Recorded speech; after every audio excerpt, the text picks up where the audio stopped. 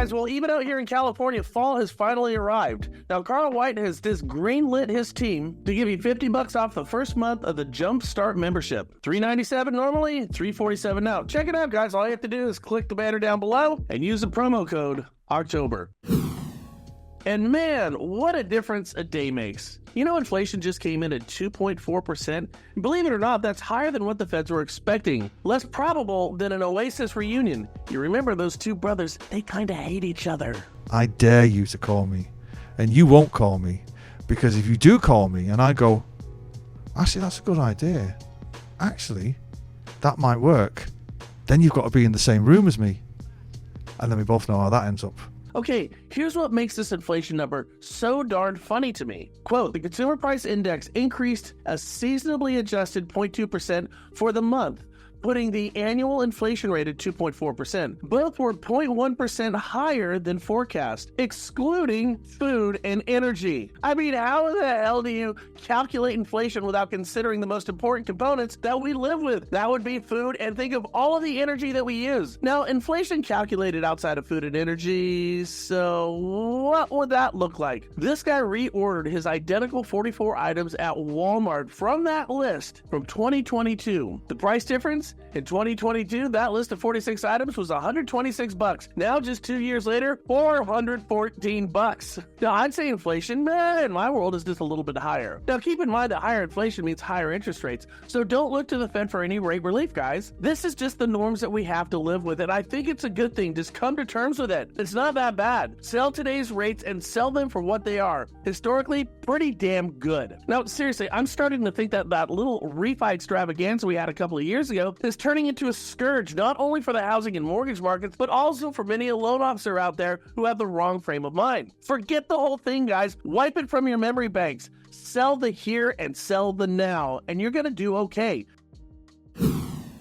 Okay, I'd hesitate to even cover this story, but I want to get a loan officer's perspective. So I just saw one of the larger kind of regional banking operations that you guys probably know of. Well, they just hired 3 new people. Listen and tell me what you think. They announced the strategic addition of 3 seasoned mortgage industry leaders, a regional vice president, a divisional vice president, and a divisional president. And they say, quote, these positions are designed to focus on expanding the company's national footprint, providing transparency, I don't know how that works, and delivering unmatched value to producers and clients across the nation. So what do you guys think about that? I mean, in today's day and age, from a loan officer's perspective, what do you guys think?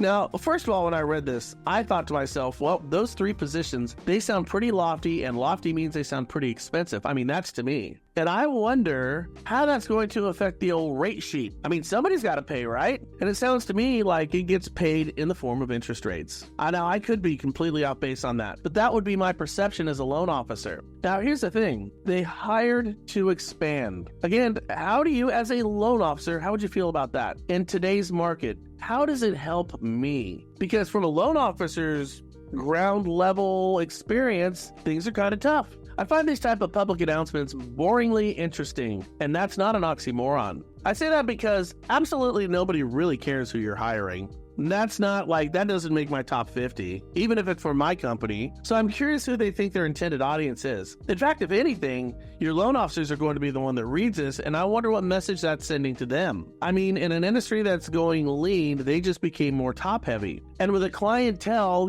our buyers more in touch with rates today because they still think they should be getting the 2% interest rates from a couple of years ago, this move seems like the perception is it's going to make it harder for their existing loan officers to close more deals because the perception might be that they can't compete on rates as much. Now, I could be way off base on this, but let me know what you think down in the comments below.